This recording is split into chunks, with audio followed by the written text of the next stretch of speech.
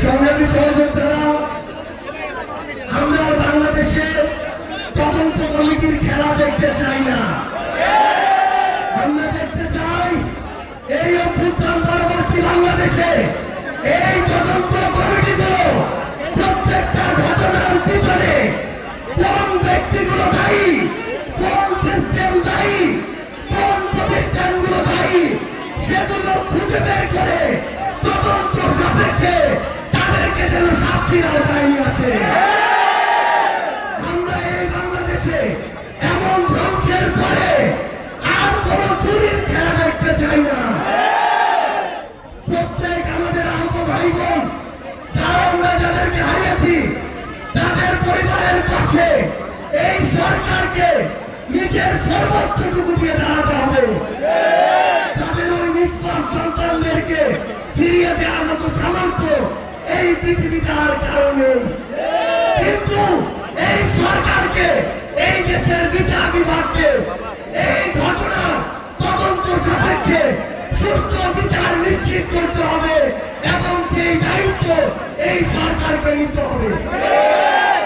আমরা স্পষ্ট করে ঘোষণা দেই, আমাদের অনেক লোক থাকতে পারে, ফ্যাসিস্ট বিরোধী যারা লড়াই করেছি, মত পার্থক্য থাকতে পারে, কিন্তু সেই সুযোগ নিয়ে আওয়ামী লীগ এবং তাদের দোষর আমাদের মধ্যে ঢুকে অরাজকতা তৈরি করবে, সেই সুযোগ আমরা এই বাংলাদেশে আর দিব না। আমাদের মধ্যে রাজনৈতিক আদর্শ ভিন্ন হতে পারে, আমাদের নাম ভিন্ন হতে পারে, আমরা বিএনপি, জামাত, এনসিপি, ইসলামী আন্দোলন বাংলাদেশ, গণ অধিকার পরিষদ এমন বিভিন্ন নামে রাজনৈতিক লড়াই করতে পারি, কিন্তু যদি আওয়ামী লীগ প্রশ্ন আসে তাহলে আমরা ঐক্যবদ্ধভাবে এই সকল সন্ত্রাসীদেরকে প্রতিহত করব।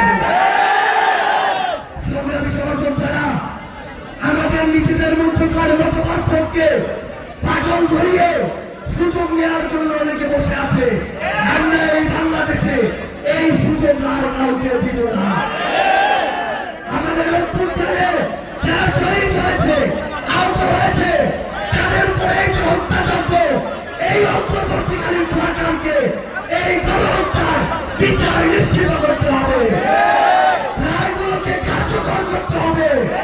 নাহলে এই অন্তর্বর্তীকালীন সরকার আমার শহীদ পরিবারের, আমার সন্তান হারানো মায়েদের, ভাই হারানো ভাইদের এই যে ব্যথা, এই যে দায়বদ্ধতা, সেটা এই বাংলাদেশে মৃত্যুর পূর্ব পর্যন্ত কোনদিন এড়িয়ে যেতে পারবে না।